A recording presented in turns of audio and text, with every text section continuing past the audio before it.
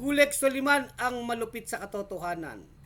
Ito na nga po ang tanong ng marami tungkol po dito sa mga sinasabi ni Ombudsman Boying Rimulya. Kung talaga bang tutuluyan niya na nakasuhan itong mga sinasabi niyang mga politiko po. Ang sinasabi ni Boying, mga bandang Mayo, ay kakasuhan po ng plunder o pandarambong itong si Martin Romualdez. Naku po, bigatin yan Laglagan na ba talaga yan, di ba? Martin Romualdez, tapos si Chis Escudero. Chis Escudero. So, ang sinasabi ni Boying noon pa man, talagang tinatrabaho nila yung kaso. At sinasabi nga nila, wala daw silang palulusutin dito. Talaga bang ano na yan? Seryoso si Boying Rimulya dyan. Ano? Kung seryoso, di sige, suportahan ta ka, Suportahan ta ka, Boying Rimulya. Kung sana ngay seryoso yan, totoo yan, at talaga namang ang mamamayan, ang taong bayan ay naghahanap po ng katarungan diyan po sa flood control corruption, di ba? At sinasabi nga ni Boying, pinag-aaralan na rin yung kaso, di ba? Kumbaga, case build up. Bibulol tayo. Case build up kay Joel Villanueva at kay Jinggoy Estrada, no? So, tignan natin. Pero ako, nakikita ko naman, mukhang positive naman yung mga sinasabi ni Boying Rimulya, no? Kasi nagbigay na po siya ng date Mayo. At pag sinabing plunder, pandarambong, wala pong ito. Wala po itong piyansa. Ibig sabihin, hindi makakalaya, no? Talagang makakalaboso po. Kaya lang, ang tanong dyan, nasaan ba si Martin Romualdez? Diba? Kasi si Chis Escudero pumapasok sa Senado, diba? Pwedeng arestuhin, diba? Pag lumabas ang warrant of arrest niyan, si Martin, magtatago ba to? Diba? Hindi natin alam, diba? Tsaka ang nakakataas kilay dito, Martin Romualdez, diba? Ano yan pinsan niya ni PBBM, diba? Kaya tayo naman sa Bunyog, hindi naman natin sinisino kung sinong politiko yan maka Duterte, maka Marcos. Kung talagang nakahanap po at may mga na-kolektang mga matitibay na ebidensya ang ombudsman, gora lang. Go! Diba? Kasuhan nyo ang dapat kasuhan. Martin Romualdez man yan, kung sino man Poncio Pilato yan. Basta nagnakaw sa bayan, kasuhan, diba? Kaya nga ang isang tanong dyan, ano ba? Parang nilalaglag na ba ng Marcos administration si Martin? Siyempre, ano yan yung ginagawa ni Boying Rimulya, imposible naman na hindi yan nakakarating sa Malacanang, di ba? Ano po yun Siyempre, nagko-coordinate po ang Ombudsman at ang Department of Justice, which is ang DOJ po ay under po yan ng Pangulo. Kumbaga, tutuluyan si Martin Romualdez at dahil nasabi yan ni Boying, paninindigan niya na yan. Kung hindi, kahiyaan po yan na hindi ituloy. At tayo, sige, palakpakan natin. Palakpakan natin ang ombudsman at ang DOJ. Sige, ipakulong nyo lahat yan. Walang sasantuhin. Basta siguraduhin na matibay ang kaso, malakas ang ebidensya, mapakulong ang lahat ng sangkot sa kurakot. Si Chis Escudero, anong mga tingin nating matibay na ebidensya dyan? May testimonya kasi itong si dating Undersecretary Roberto Bernardo. Si Bernardo nagsoli na rin ang ninakaw na kwarta, di ba? At pinapangalanan niya yung si Chis Escudero na may mga ginawa ring kalokohan o magic sa flood control sa budget. At ang pinag-uusapan po dito, mga daang milyon hanggang bilyon-bilyon po na mga halaga po na pera ng bayan. So, tingin ko, yun yung mga matitibay po na ebidensya dahil kumanta nga si Robert Bernardo na ako, sa laki din ng ninakaw kasi ng mga yan, yung mga taga DPWH, sila Bryce Hernandez, sila Alcantara, marami pa dun. Sila Bernardo, kung tutusin sa laki ng ninakaw ng mga yan, dapat mga nakakulong yan, hindi yan sana na nagiging nasasali sa witness protection program. Nakakatakas po sa kaso. Pero siguro ang isa sa diyan, reason kaya tinanggap po yan na witness ng sila Bernardo para makahuli ng big fish. Pero ang tanong ko nga, hindi ba pwedeng makahuli ng big fish na hindi na kinukulong din yung mga magnanakaw na yan? Diba? Kasi hindi biro yung ninakaw nila eh. So anyway, talagang positive po sa atin yan. At tingin ko, dahil sinabi na niya ni Boying Rimulya, paninindigan niya yan. Diba?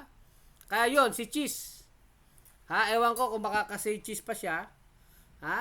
Dadalawin kaya siya ni Heart Evangelista sa kulungan. Kasi ito po yung plunder na yan, pag naisampa po yan ng ombudsman sa, I think, Sandigan Bayan, o pag na-issuean po ng warrant of arrest yan, wala na pong walang laya-laya dyan, walang makakapagpiyansa dyan, non-bailable po yan. Kagaya po nung itong sinapit po ni Budots Revilla na ngayon ay nakakulong. nauna na po si Budots kaya nga, nung una sabi ni Budots Revilla, siguro sa isip niya, bakit ako lang ang nakakulong? Sana all, di ba? Papapasana all si Budots na pare-parehas naman kaming mga magna, di ba? Pare-parehas namang magna, bakit siya nga lang naman daw ang nasampulan? Kumbaga, ba siya? Sacrificial lamb na ba siya? Parang gano'n. Para ipakita ng Marcos administration na talagang seryoso yung paglaban sa korupsyon. Tingin ko ito rin po, si Martin. Mukhang mapapatunayan po yan pag talagang inaresto at pinakulong si Martin Romualdez na talagang hindi totoo yung sinasabi ng mga DDS na mga mga bubwit lang, mga maliliit lang na isda ang nakukulong. At hindi naman nakakasuhan yung mga kakampi ng administrasyon. Kumbaga, rin yan sa mga DDS, kila Sara Duterte, sa mga maiingay, kila Marcoleta, sila Marcoleta, maiingay, sila Sara, lahat ng mga DDS po, na bumabati ko sa administrasyon ni Marcos. Ayan po yung patunay, kung makukulong yan si Martin, isang example yan na walang sinisino. Hopefully, at lahat, sana oil. Mapasana all. Sana si Saldico din, mapauwi, talagang magkaroon ng political will na pauwiin. Sabi nga, kung gugustuhin naman daw yan na mapauwi ay kayang pauwiin yan. Nasa na ba yung Saldico na yan, Si Ako Bukol, di ba? Maraming naniwala diyan sa Ako Bukol party list na yan. Yung kanilang congressman ngayon, magnanakaw, nagtatago. Si Ako Bukol party list na si Saldico, di ba? So, si Jinggoy naman, tsaka si Joel, na rin talaga to. Kumbagay, ewan ko, pagdating kay Boying, baka talagang sa ombudsman, pinapahinog pa ang kaso. Alam nyo din naman, intindihin natin, dahil mga mabibigat na mga politiko ito, dapat yung case build-up po, pag-iipon po yan ng mga ebidensya. At dapat yung mga ebidensya ay talagang matibay.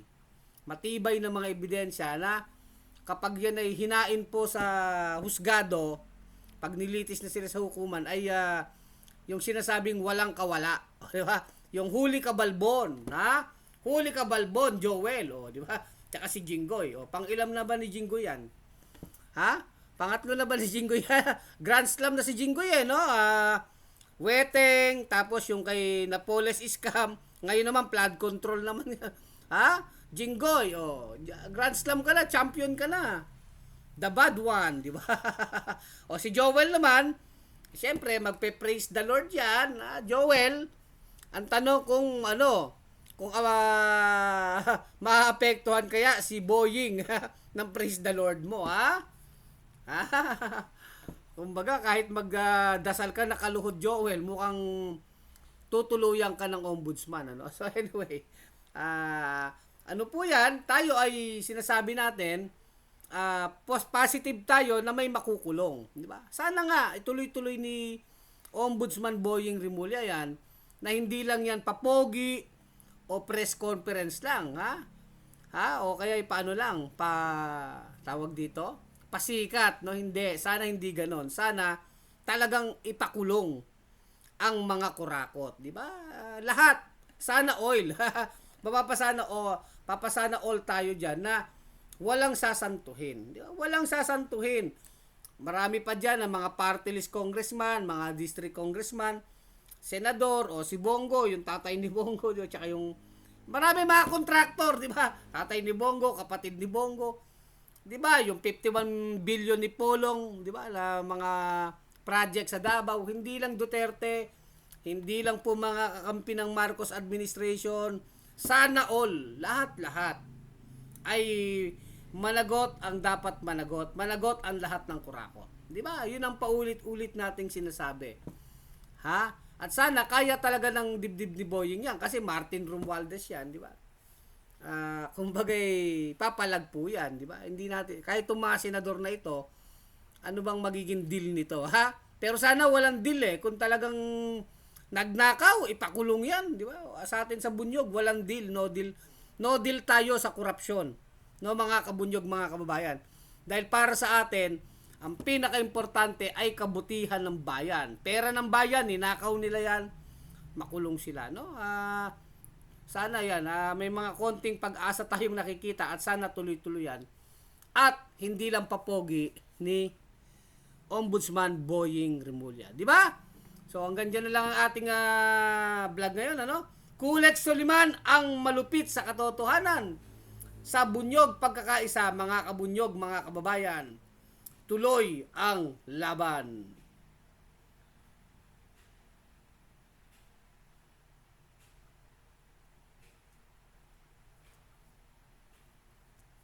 Bunyog, bunyog, halikan na kasama ka. Bunyog, kapag buklod ay may pag-asa. Luzon, Visayas, Mindanao, isa ang pananaw.